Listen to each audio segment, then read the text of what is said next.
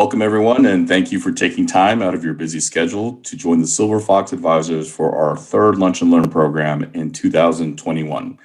My name is Joseph Tung. I'm honored to serve as the chair of the Education Committee with my two vice chairs, Henry Florsheim and George Connolly.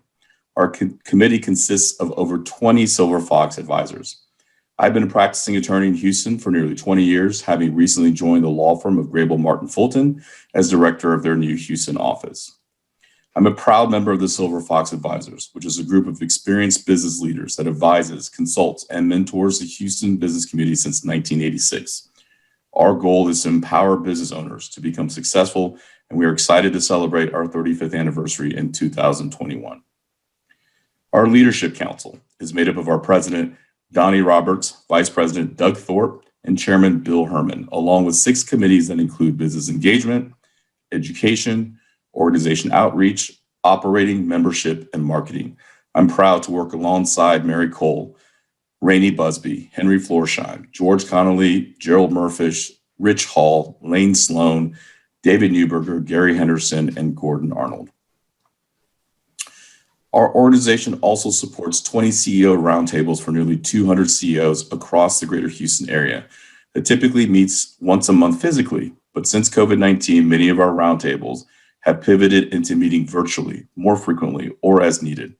These roundtables are complimentary to join and provide valuable peer support during this critical time. We also provide complimentary virtual lunch and learn programs and our education series webinars. We can also provide individual advisory board and professional services on a fee basis. If you're interested in any of our offerings, you can find more information at our website, www.silverfox.org. I would like to take a moment to thank our in-kind sponsors, Griffing & Company and Pierpont. Jim Griffing and Phil Morabito have decades of experience with the Silver Foxes and provide outstanding accounting and marketing services. We encourage you to check out their individual websites and social media presence of these two great award-winning companies. Before we begin with our speaker, I'd like to take a few moments to poll the audience. You should see the questions on your screen, and if not, please let us know. And in the chat or Q&A box. We'd also appreciate your completing a very short survey after the presentation, and we'll take a few moments to pause for the polling. If you are a Silver Fox advisor, you need not complete the polling. Okay, thank you very much. I will now turn the presentation over to Henry Florsheim, who will introduce our speaker. Good afternoon. It is a pleasure to introduce Brian Green, the president and chairman of the Houston Food Bank. If the late John Lewis said he was good trouble, Brian is an individual who simply had to deal with a lot of trouble. He was president of the New Orleans and Arcadia Food Bank when a storm named Katrina moved through the region. He was president of the Houston Food Bank when Harvey not only showed up, but flooded the area around the current food bank headquarters and warehouse on Portwell Street. And for the last year, he has responded to the huge demand for help that was generated first by COVID and then grew again during the February freeze. Brian discovered food banking while a graduate student in Tennessee. He has a master's in economics from the University of Tennessee. He was president of the Second Harvest Food Bank in Knoxville, then moved to New Orleans, and he arrived at the Houston Food Bank in 2005. His tenure can be characterized by one of growth, innovation, and flexibility. Today, the Houston Food Bank is the largest in the nation. Its geographic footprint stretches from Chambers and Brazoria counties along the coast, all the way up to Robertson, Brazos, and Madison County, northwest of the city. In the last year pre-pandemic, the food bank distributed over 100 million meals, and those meals were funneled through 1,500 different agencies across the region. Post-pandemic, demand has grown by over 50%, where it still stands today. Brian will tell you he hopes he can use food as a catalyst for change. How can we best use food and food banking to help the working poor who make up the bulk of the food bank clients so that those families can gain a better long-term financial future? To that end, the food bank engages in many innovative programs and tracks the results. It has introduced nutrition instruction at area schools with recipes and food to help improve diet and health for human families. It will hopefully reduce both health costs and food insecurity. It offers food to working class college students to encourage them to stay in school and learn skills that lead to higher paying jobs. It has offered programs for low risk inmates to learn warehouse skills, and it provides thousands of meals to HISD students who face insecurity at home. As we have seen time and time again, unfortunately, no organization can respond as quickly in a time of an emergency. When the situation warrants, he has rented warehouses, tractors, trailers. The food bank relies on an army of volunteers to help it achieve its goals. All summer until the end of December, thousands of families were served at emergency sites, at NRG and other venues across the region. Many a weekend morning, you could find Brian and his sons helping to distribute food to families who just needed some help. It is my pleasure to turn it over to Brian now. Thank you, Phil. Make sure you catch that call. Or Henry, make sure you catch that call. Oh, sorry. Never fails. No. Thank you all very much for joining or allow me to do this. So when Henry invited me to speak, I said, well, this is great, but I really don't want to waste this opportunity speaking to this group to just talk about the food bank. Yes, it's been very busy. It's been hard, but we're okay, and glad to be doing what we're doing. But I'm speaking to the Silver Foxes here and the impact that you have on the community, working with not just regular businesses, but also the nonprofit sector. And this seemed like a great opportunity for me to kind of pitch in my 2 cents on how you may be able to be more effective in working with the nonprofit sector. And so that's what I really want to talk about, is understanding nonprofits in order to help them better. So it's very common for people when they look at nonprofit organizations, say, wow, we just need to teach them business sense. And sometimes that's an issue, but very often the case, it's not a question of having business sense, it's or knowing good business practices. It's how do they actually apply well in the nonprofit sector? And there's specific challenges in our sector that are very much worth knowing if you're going to consult and advise organizations on how to be more effective. And if you simply try to apply the lessons, if it's the same scenario as what a regular for-profit business is in, it can be off. So I want to spend a little time kind of talking about some specifics and differences in the nonprofit sector, and I think how they apply to you as somebody who wants to see a better community, but then more specifically, you as someone who could be consulting for nonprofit organizations. So the first thing I want to talk about is kind of give a sense of scope here. So in the United States, there's about 1.5 million nonprofit organizations. These are generally what they call 501c3 charity, and it ranges anything from some of the hospitals, many of the universities, all the way down to like boys and girls clubs. It could be a youth soccer league, but there's about 1.5 million of those in the United States, about 25,000 in Houston alone. So the nonprofit sector is actually a very crowded sector, and it's been growing more crowded all the time. Charitable giving is fairly steady. I'll get to that in a minute. But yet the number of nonprofit organizations in Texas, at least, has been growing by almost 10% a year. So very rapid growth in number of organizations, and not the resources don't compete or keep up with that level of growth. If you look at from an economic output standpoint, the nonprofit sector accounts for about 5% of the economy, 5% of GDP, and about 10% of employment. So if you have 5% of the economy, 10% of GDP, you can kind of get a sense of what wages are like in the nonprofit sector. Charitable giving in the United States is about 2% of gross domestic product. So this is a very giving country, and is frankly the most in the world in terms of how much is given to support the nonprofit sector.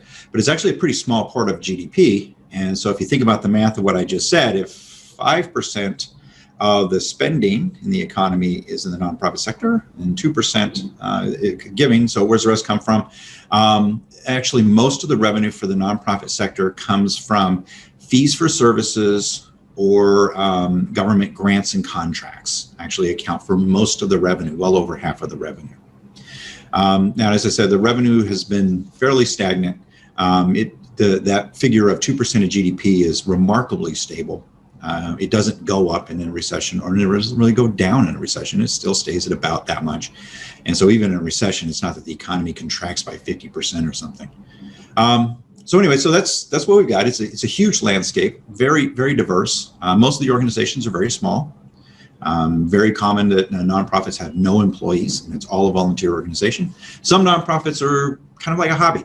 Like, somebody decides, I'm going to start a youth soccer league, and I've got some passion behind that. They're not trying to make this some giant organization having huge impact, and that's a great thing, and it certainly helps the kids in that community. And then some nonprofits get to be very, very large and sophisticated organizations. Now, the nonprofits have some challenges that are unique to our sector, and this is where we get into the parts that I think are very important to understand before we get to the point of, wow, I know what you need to do to get better. Well, first understand what their circumstances really are. So the first challenge in the nonprofit sector is nonprofits have what we call a double or dual bottom line. In the business sector, of course, what is the bottom line? The bottom line is ultimately the financial bottom line, no matter what you consider the business's mission or purpose. It is, how good a rate of return are we providing to the shareholders over time? And, you maximize that, then you're doing your job. And if, the reality is you could maximize that by doing something different, then you should do something different. It's the financial bottom line is the bottom line. In the nonprofit sector, we still have a financial bottom line. The purpose isn't to maximize it. The term nonprofit is actually misleading. Not-for-profit is a more accurate term. Of course, if a nonprofit organization never made a profit, it would go out of business. You can't just lose money. Math is still math, even if you're a nonprofit. But we have to manage that financial bottom line. We're not trying to maximize it. We're trying to manage it. We can't be losing money. We're not trying to make money, but it's okay to make more money. You can just plow it back in the organization because you can't pay dividends. But the real purpose of the nonprofit is the mission bottom line. So we actually have two bottom lines. One we manage and the other one we try and maximize. Now, the mission bottom line gets pretty confusing in nonprofit organizations. What is it that you're trying to maximize there? So even if you're thinking about, say, the Youth Lacrosse League, are you trying to maximize how many kids become or get college scholarships to play lacrosse? Or are you just trying to get kids in the neighborhood more active? What is your real purpose? Do you care about whether or not you're helping economically disadvantaged kids as much as kids who are well off? What is your real bottom line there? It becomes really hard to understand. In addition to that, it's also becomes hard to measure. Nonprofit organizations tend to, if you think about our success, it tends to involve some sort of behavioral change. And A, that's harder to measure, and B, it's also hard to accomplish. And this is an important distinction. So you think about people need to be more active, get outdoors more. Car manufacturers, car sales, car dealers will, take advantage of that need, and they'll say, they'll show you commercials of people doing great outdoors things because they bought this new SUV. Now, the reality is people are not likely to do more outdoor activities because they bought an SUV, but the car dealer doesn't really care because the whole idea was to sell the car. In the nonprofit sector, just selling the product isn't the purpose. It's to cause the behavioral change. And so, these are much harder things for a board of directors and even the staff to grapple with as you think about, we're not just trying to maximize how much people pay us relative to how much it costs to do this, but what is our impact on the community, on these individuals? And so we end up making a lot of decisions that may seem very strange to a regular for-profit business, because our decision criteria keeps one aspect in mind, the part that most people are familiar with. but is really trying to address the other one, which is much harder to define, much harder to measure, and actually much harder to actually do. In addition to that, nonprofit organizations lack bus dots. So the technical term, actually, or I think that for those little bumps by the side of the road that that it makes that sound if you happen to be drift off, bus dots. And the reality is, in the business sector, the bus dots are generally awesome. If you're failing to provide a good product, provide a good price, good customer service, the customers will make you pay a price. You'll get feedback fairly rapidly that isn't working. And if that doesn't work, the shareholders will provide you that feedback because they're able to compare the rate of return they can get from this investment versus that investment, and they're going to punish the business. So the business gets slapped down. In the nonprofit sector, it usually doesn't work that way. First off, the customers for most of us, certainly the social service organizations, they don't have much power over us. The reason why somebody's going to a food bank is because they don't have money. It's not like Taco Bell and McDonald's, where Taco Bell is competing to get the customers from McDonald's. The church pantry is not competing to get people to come to the pantry, and they don't lose anything if the person doesn't go there or if the person's not even satisfied. So the leverage is so much less. So our customers are not only don't have the power, they're not really providing the feedback that you would see in a regular business. But also beyond that, our comparable to a shareholder would be the donors. The donors rarely experience the services of the nonprofit they're donating to. So how good a job is that nonprofit really doing? How attentive are they to the needs of the people they serve? The donor doesn't really know. It's a frustrating experience, but frankly, for good nonprofits where we want the donors to be paying attention to this, but it's actually very hard for donors to do so. You can't even just look at financial statements and glean that. So even when more sophisticated donors, they want to get an idea of how good an investment this nonprofit is than that one, they might look at something like a Charity Navigator score. A lot of you may be familiar with Charity Navigator. It's a very popular service that actually provides evaluations of charities. And I was, say Houston Food Bank consistently gets absolutely top of the heap scores, but that's a bad thing because what they're actually evaluating overwhelmingly is the financial performance of the organization, and the biggest measure that they have for that is how little of the revenue is going, or the expenses are going to overhead, management in general, or fundraising. And they say, well, that's good. More is going to program. But think about that. There is no measurement whatsoever in there about how much impact you're actually having.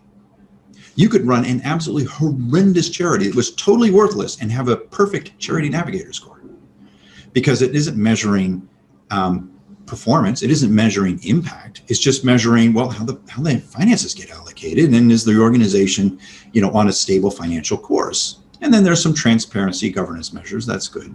But you see, even when donors are trying to get a handle on, is this effective investment, it's really hard to do. You can't just look at, the rate of return or something like that and compare it. It takes a lot of investment time, and it also even becomes challenging for board members because you've got these, the mission part, what's how you measure it. It's difficult to do with the behavioral change, and you got the part that's easy to look at, the financial statements, and so they very often optimize the wrong thing. They also very often go way too easy on their own organizations or on organizations they're familiar with. The reality is most people's perception of whether or not a nonprofit is a good charity, one that is worth support, has very little to do with the nonprofit itself, but more to do with the mission. They like the mission. They like the mission, so they want to believe that that's a good organization. Board members join a board. They don't want to, they don't want to perceive that the organization that they're on isn't a good one. So they have a motivation to see it as better than it is. One of the things that drives a lot of us in the sector up the wall is how much people just want to pat you on the head and tell you, isn't it wonderful that you're doing the Lord's work, rather than hold us accountable like you would a regular business. One of my favorite small pieces of pride. I teach nonprofit management, and I was teaching the governance course at the Masters in Nonprofit Management program at University of Houston downtown. I've been doing it for years. I love doing it as a kind of little thing on the side. But one of my students, a young lady, she ended up being invited to be on the board for a fairly prominent nonprofit, what they call zip code ministry. They provide a number of social services to a geographic area right here in Houston. And she was a junior board member, didn't even have a vote. So she goes to a couple of board meetings, and then she comes back to me and she says, "This is nothing like what you described in the class. This doesn't look right." And so she asked me to speak to the board. So I did. And the board got to thinking. And then she asked me to come back because she became concerned that this really, the organization was far from thriving and it wasn't being effective. The CEO wasn't doing what she needed to be doing, but nobody was doing anything about it. So finally, after I'm sitting there talking to the executive team and the board for like second or third time, and I asked them, well, if this was your private company, if you were a shareholder and you had a CEO who was behaving like this, what would you do? And they all just immediately say, well, I'd fire her. Right. What's the difference? But the difference is that, there's that perception of, well, this is, just good work. And, we don't think of it the same way. And that's a horrible way to think of things. There are other challenges. Noise in the system is a big problem in the nonprofit sector. Again, lack of bot dots. We don't have the power of the customers guiding us. We don't have shareholders who are able to, really steer us because they don't know enough. And, there can be a lot of lack of performance that goes unaddressed. Here's an interesting factoid. The majority of the pantries, the food assistance pantries, the vast majority of them don't have any hours outside of 9 to 5, Monday through Friday. According to the Census Bureau, 2/3 of the food insecure population has an adult with a full-time job. 2/3. So many of those jobs have got to be during the day. So you got to think that, so many of those pantries that are like trying to help that food insecure household may as well be on the moon because they're not accessible. Every Taco Bell in America is open till at least 11. What, does Taco Bell care more about people than the church pantry? Or is it because the church pantry really needs to have a lot more self-driven, really focus on trying to understand the needs of the clients and being driven to do that, because nothing is going to make them do it. So I mentioned noise. So as I pointed out, the nonprofit sector just grows rapidly every year. It's amazing how many of these organizations are started without doing any research on what already exists. People, when they start a nonprofit, very often they want to believe that they're the first ones to think of this, or at least the first one in an area. And so nobody's doing it. Nobody has any lessons to tell. So they start another one, and it just goes that much more into the system. Their friends don't know any different. They maybe get a media story because there's another neat story. Isn't it wonderful that they're doing this service? Is it a good service or not? Doesn't matter. It's good airtime. And this leads to a huge amount of misallocation of resources. You think about that 2% of GDP, that is not an insignificant amount of money. To the extent that 2% is well given, very intelligently given, what a difference that would make versus, where's the pretty story that catches my attention today. So given all that, here's my tips. First off, just kind of in general, you as somebody who's successful, you probably make a good income or have saved a good income, and you give. How to give better? So first off, think of it like as an investor, and as an investor, you either need to know that you're able to put enough research in to invest well, or you really should be investing in mutual funds, index fund, have someone else do that. Now, like the United Way is, I consider them, they're like a mutual fund. It's a good way for somebody, if you're not going to put a lot of time into really understanding your giving, give it to somebody who works on it. Doesn't mean they're perfect, but they're going to do a better job than if you don't put the effort in.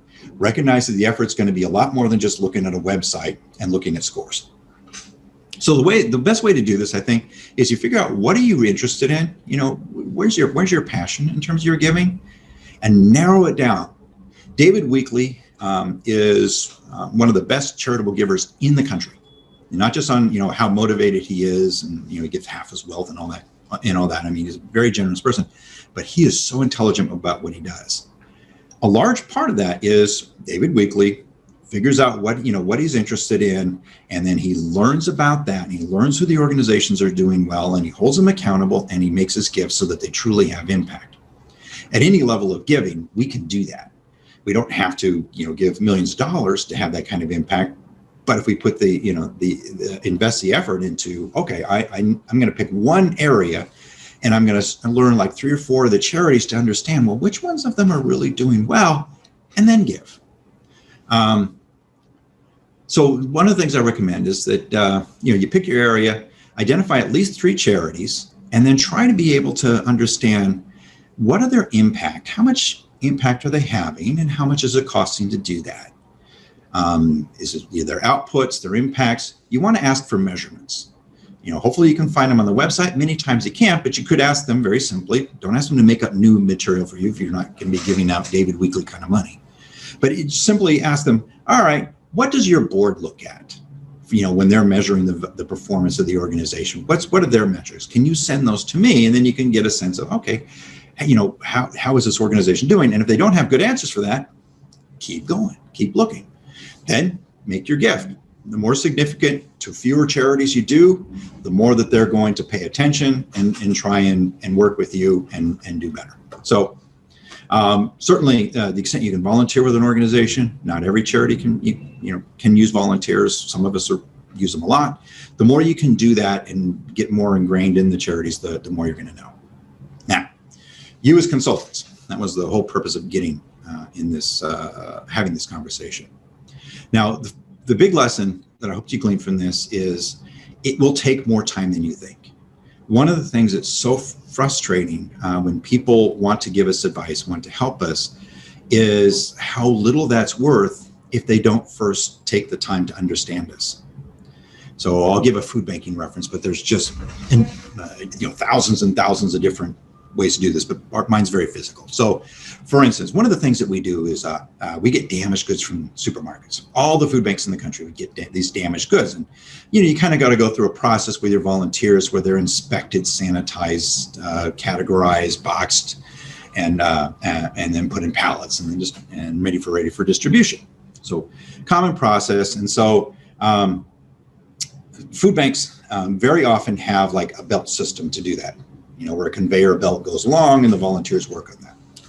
Now, the reality is conveyor belt systems don't work very well for a process like I just described, because it's so inconsistent what you're getting and the condition and how much work goes into one product versus another, that if you set people up so that they kind of have to wait for their category in order to do that, you end up wasting lots and lots of little segments of time. First, the volunteer waited 5 seconds, then they waited 12 seconds, then 7 seconds. You add it up, it's really significant. Why is it that half the food banks that have put in some sort of non-manual system have a conveyor system? It's not an efficient system at all. We have the food bank, we actually challenged material handler companies, and this one company out of Minneapolis finally came up with a really slick system. And if you go to the food bank, you can see it uses these carrier systems. Very, very efficient. But why are all these conveyor systems? Because what happens is the food bank asks their food industry or other industry consultants, hey, we need to do this process. And they're so used to looking at somebody else's consistent process, and they say, oh, well, this is what will work well for you. Because they never bothered to truly understand, what their situation is. And that's the first thing, is like, make sure you really understand this. When you're working with a nonprofit, we have to make decisions that are actually going to look fairly different because our circumstances are different. And then don't dismiss the mission complications. So for instance, one of the things that we do is we make hot meals for after school programs and daycares. And we use the after school or the daycare one as a bait to get the daycare to do the Texas Rising Star standards. It's kind of a neat way. The kids get the meal, but the daycare is incented to provide a much better educational experience for the kids. Love it. Now, the reality is the more meals that we provide in a closer proximity to the food bank to one place, the better this works for us, because we actually can get revenue or repayment from the federal government for doing this. So great. The fewer people further away, the more we lose. Now, any business, how they look at that decision is going to say, well, shoot, why don't you go for just the big ones? Well, when these big profitable ones, a lot of times there's actually for-profit companies that want to do that. And it's like, do I really want to compete with a for-profit company? And it's great. I saved 10 cents a meal, but and took the business away from them, versus why don't I use my capacity for these harder to do ones, even though it's going to be a money loser, and we'll use donations to make up the difference. It's the kind of decision that from a mission focus can actually make a lot more sense. Yes, I'm going to serve these kids that otherwise nobody's going to want to serve them. But from a financial sense, you're a moron if you do that. But then, that's our world, because we have to think of things in terms of a mission. So when you're consulting with them, it's really important that you get an understanding of how their mission is going to impact their decisions as well. So those are the things I wanted to say. I think now is when we open it up for questions. Hopefully this wasn't too much of just slamming everything at once. Not at all. We really appreciate your insight onto not only how the Houston Food Bank operates, but also how nonprofits operate in general. Conceptually, as advisors, and in my case as legal advisor, we don't have as much experience putting ourselves in the shoes of our clients or the people that we serve. And so we really appreciate that insight. I'm going to go to the Q&A box, and there is an impartial question in the Q&A box. I'll let them complete that question. Let's see. I'll also open it up to my colleague, Henry Florsheim, since he does spend a significant time working with the Houston Food Bank, if he has any questions. Specifically, he says, do you think, hold on a second. Or I'll ask it. Yeah, why don't you just ask it? Yeah. Brian, you talk about this constantly growing number of nonprofits. Do you have a thought as to how that should be addressed? And or is that an environment that is wise? Yeah, I'm not quite sure how you can stop it. One of the things that I do think is the more that the major givers, the big dollar givers, work together to try and shape behavior in the nonprofit sector, the more we can at least make the nonprofit sector bigger or better. So most charitable giving is actually individual giving. 75% of all charitable giving comes from individuals. Most people think corporations first. Corporations are like just 5% of the total. It's a very public 5%, but it's actually a small amount of the total. But they're generally bigger dollars, and certainly the foundations are bigger dollars still. So charities pay a lot of attention to those dollars. And that's where I think to shape behavior, the more outspoken the major players on the funding side are, the more that will help. But the reality is, some of these organizations are going to start no matter what. I mean, the vast majority of them, they're not researching at all. They just have an idea. They want to believe this is the greatest thing. Nobody's ever done it. They have a naive understanding of how easy it is to change behavior. And so so in my courses, it's still about maybe a third of the students when they enroll. That's actually what their goal is, to start a nonprofit. And the number of them that people naively start off thinking is youth mentoring, because they don't think that there are youth mentoring programs out there already. And so if only somebody told these kids that they should go to college, that would really make all the difference. So they start with these naive assumptions, and that's part of my job, is to knock that out. But I think as donors, the major donors can have an impact. As individual donors, quit rewarding bad behavior. That would be a big one. Thanks. So we've got a ton of questions, and I'll start with the first one. As a volunteer several times, I was wondering what you do with the waste, and if you have partnerships with farms to use for feed for animals. Yeah. So Houston's not a very good place for that. It was easy when I was with the food bank in Knoxville. We had pig farmers and stuff. So it's about 5% of our food coming in.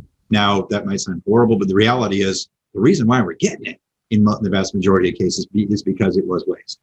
So there's just a lot that's non-capturable. Our biggest problem here is one, we just don't have the farm demand. Two, compost is not nearly as big as people think it is. And so between the produce companies and us, we basically, we flood the compost people. And then the rest of it just has to go to the landfill. We hate it, but that's where we are right now until we can find a solution. We keep working on that. Because for us, it's not just an environmental question, but it costs us hundreds of thousands of dollars a year. Phil Morabito stole my question, so I'm going to go ahead and ask that one. He asked, what are some of the best ways that we can support the Houston Food Bank? Well, for us, it's volunteering, but right now we're still limiting how many people can volunteer at a time. So, there's two kinds of volunteers. The casual volunteer who comes in, under normal times, the dollar value per hour on what you do is close to $75 an hour. Because we get these types of food waste. Okay, we're not going to be able to do it unless we have a work on it. And then if you then just calculate the dollar value of what they finish, $75 is pretty good math. Because of the COVID restrictions, the rooms we have so spread out. It's harder to volunteer right now. Certainly by the time we get into 2022, we better be past that. So I would go back to volunteering. Cash would be the next thing. Food drives are not that useful to us. We do them. Thank you. We let people. It's mostly people want to do that. The reality is, I can get food way cheaper than you can buying at the store. So by the time you're doing that, I'd rather we gave the low-income family gift cards at the store anyway. Part of the reality of our work is we get this food because we can get it really cheap. It may not be exactly what somebody would buy. So if it's going to be bought, why not make it so that it's exactly what somebody would buy, which would be, well, let them choose, rather than me say, what I think you want to have low salt peas. Here you go. So I would say time, then money. But I also would say, time to do more than just the casual volunteer is where you're really worth the most. We have volunteers we call Apple Corps leaders. They're the ones who dedicated and they have leadership positions. They supervise, they take on projects. Our CFO now actually was an Apple Corps for us for years. Speaking of CFO and the mix, Patrick Amonte asks, when you talk about charitable giving being 75%, does that include the hours of volunteer time? Are you pricing that volunteer? No, it's just pure cash. Fair enough. Some of the big picture questions are, do you think there are opportunities for not-for-profits to share administrative resources, not a United Way per se, but a form of cooperative or shared facility like a WeWorks for charity? And is there an association, Houston, a national association of not-for-profits, as well as the Houston Association of Not-for-Profits that work? Because our organization, for example, has a few CEO roundtables that specifically support not-for-profits. There is no Houston Association of Nonprofits. There are a number of nonprofit associations, but where they're actually, these nonprofits are there for sharing resources and stuff. Not so much. Each sector is different. So like the Feeding America food banks, we have an association and we do share resources. And that's how it works best for us. I know that something like the YMCA is interested. The YMCA is a huge nonprofit. Under non-COVID times, they were at over 5,000 employees. And so COVID hit them hard, but at that level, they've got administrative skills to beat the band. And so they're looking at how is it that we are able to help a lot more smaller nonprofits on that. We actually been working with them a bit on, use this as a test case on some things. But I think it's an area for development. It's just a lot harder than people think. The diversity of the nonprofits make a lot of that much more challenging than you would think. This is an interesting question. It's anonymous, and it's basically from the perspective of a smaller food bank and how they can compete against a larger food bank like Houston Food Bank when it comes to donations. For example, they mentioned a specific charity that asked for day-old bread from Sunbeam, and they were advised that Sunbeam gave those to a larger nonprofit. So how would a smaller nonprofit in the same space compete? Why would you? We're just going to give it away. So it was like, what we try and do is, so we have mapping software, and we look at, where's the food insecure population, size in this area, what are the distributions in that area. We try and just disperse it so that it is fair. It's like, I don't have an answer. It's like, here's how you can convince something to give to you. I don't know why I would. Fair enough. The next questions are from Bill Herman and Rainey Busby. They're kind of related. First one says, as a board member of a not-for-profit, how direct can we as advisors be when something truly is amiss? And as a follow-up, Rainey Busby says accountability is a big challenge for not-for-profits and for-profit organizations. This is particularly true for volunteers. We're a critical component to a not-for-profit. Can you share insight in how you create an environment of accountability, which I think the two questions are related? Yeah, and that's a really good question. Essential theme, because no one will force you. That is the problem for a nonprofit board, is it is up to you 100%. The donors aren't going to force you. The community doesn't know. The people who receive the service have no power. It's up to you. So, are you being realistic? And are you being realistic without putting on your, oh, well, they're a nice, sweet charity person, so I shouldn't expect much. If you're not doing this, are you being realistic? Then do it. Second most important, I think the second most important decision a board makes, followed by the first one, which is the most important decision the board makes is who they hire as the CEO. It's like, yes, mission. I'm not saying mission is important, not important, anything like that. Goals, but it's like the trajectory of the organization. The quality of your leadership makes all the difference in the world. I've learned that your second most important decision is who's the board chair. Because again, it goes back to that quality of leadership. Is the board chair willing to do the hard things when that's what it's called for? Because the temptation is you're not being paid to do this. You're not going to have share prices to go up. And so the pain of dealing with a serious personnel issue all the way at the CEO level, it's high. Can you be motivated enough to do it anyway? Is the challenge. And so, I would say, how do you do it? Do it. Again, I go back to my junior board member, at this major nonprofit, who was able to, she got hit by a bus tomorrow. The impact she's had on tens of thousands of lives because of what she did is immense, because she was willing to stick her neck up and speak up. Good points. I've got three more related questions. The first one is, these are all specific to the Houston Food Bank. First one from Dick Hendy is, have you received less contributions from individuals for the past few years? Then Donnie Roberts follows that up with, food demand likely peaks during certain times of the year. Operationally, what does the Houston Food Bank do to prepare for the demand?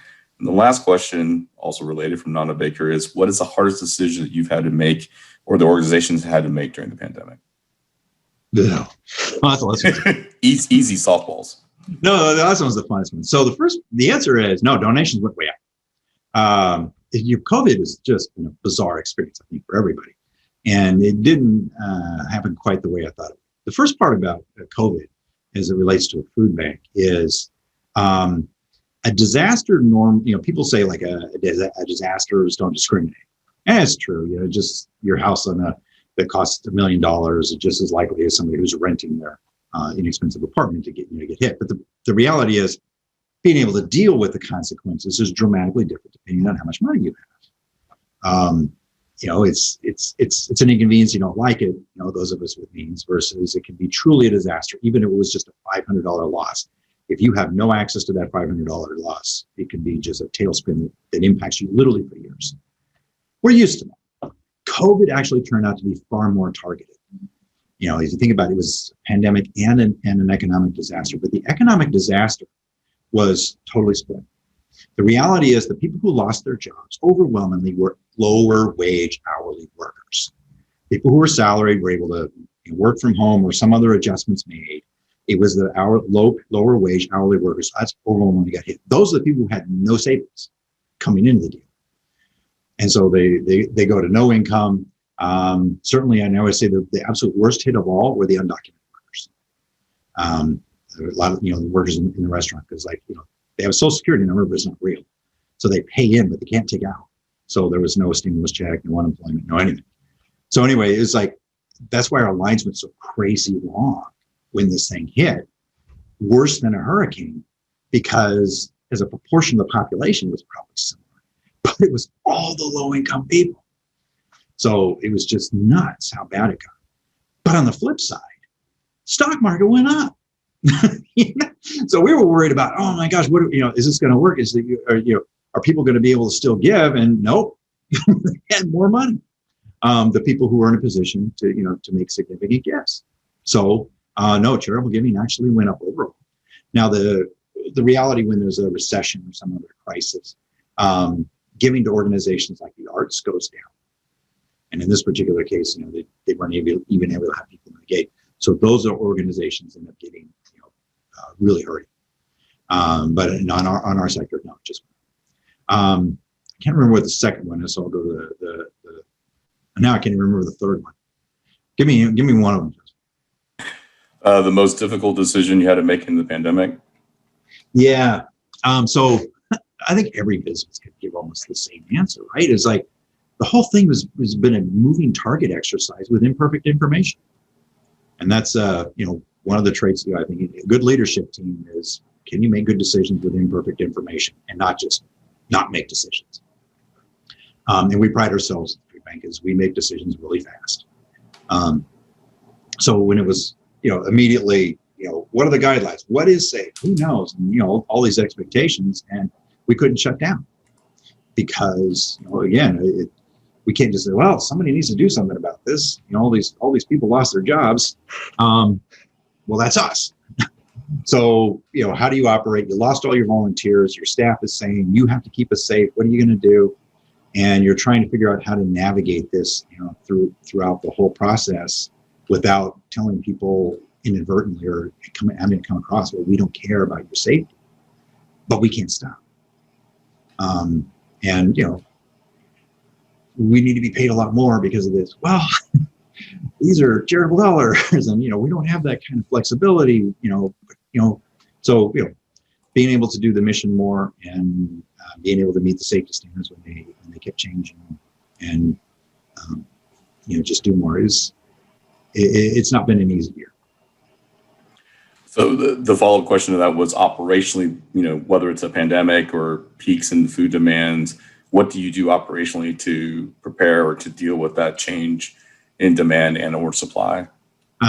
So demand for us isn't really seasonal. So people always think Thanksgiving is like Hunger Day. I think there's this like churches practically chasing families down the road to give them a turkey on Thanksgiving. It doesn't work like that. Actually, the worst time of year is actually summer from what a demand would be, just because of schools closing down. The schools are actually the largest child hunger fighting organizations, not the food banks. So when the schools aren't doing the lunch and breakfast program, those families have now 2 more meals to come up with. And for most families, that's not a problem. But for some families, it is a problem. But, we have to have partners step up and we have to have more supply in order to make that much of a difference. So we try to scale up as much as we can, but we end up, the changes don't actually flow with the seasons for us. It really becomes mostly, how do the supply opportunities? As I said, what we get is surplus, what we get is waste. And when things happen that cause a lot of that, we're able to get more. So like, for instance, the trade wars have been helpful to us, bad for so many people. But, when we slap tariffs on other countries, then they proceed to slap tariffs on us. They had a tendency to pick on the farms for some obvious reasons. And so the government has to step in rather than watch the farms go broke, buy their surplus and give it to us. And that actually helped us with COVID, frankly. So, but that's all, it's like all these things going on. We just try to be very responsive. Yeah, that's it. I didn't even think about that. I mostly think like this next question from Patrick Amonte about, we think of the donations coming from like a restaurant association or grocery stores or chains, but you're saying a lot of that donation comes directly from farmers. Yeah, we actually now, about 40% of our distribution is fresh fruits and vegetables. And most of that What we do is we go to the farms. Now, when I say we, Houston Food Bank doesn't physically go to the farm. They're not here. But we, the food banks, we work together. We go to the farms and we say, look, that number 2, those broken bent carrots, the onions that are too small, the apples that have an abrasion, all that, and there's literally billions and billions of pounds of it. If you'll give us that or give us some of that, we'll pay your cost to pick and box it or pick and bag it. So you won't lose money. You're not going to make money. You're still going to, you're going to lose more money overall because we're not going to pay anywhere near what you would have sold it for.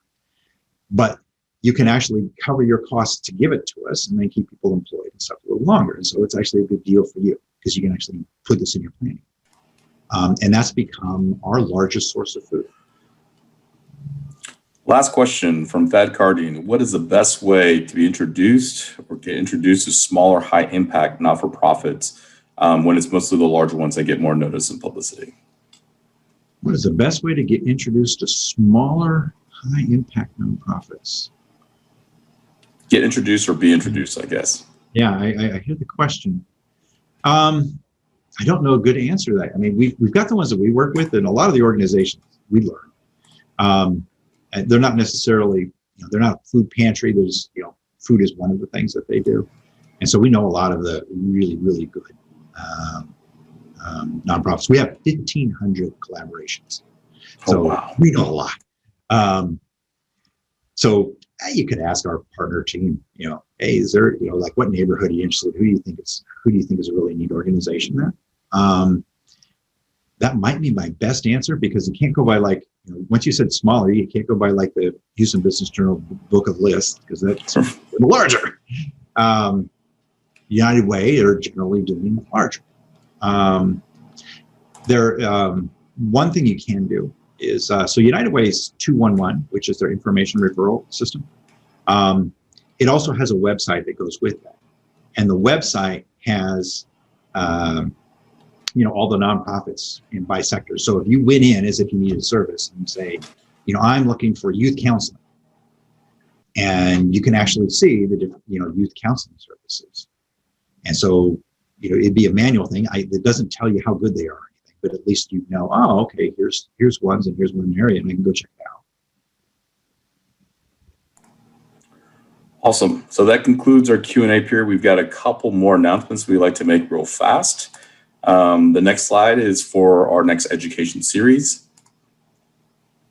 The Silver Fox Advisors will host on Tuesday, April 13th at 10 a.m.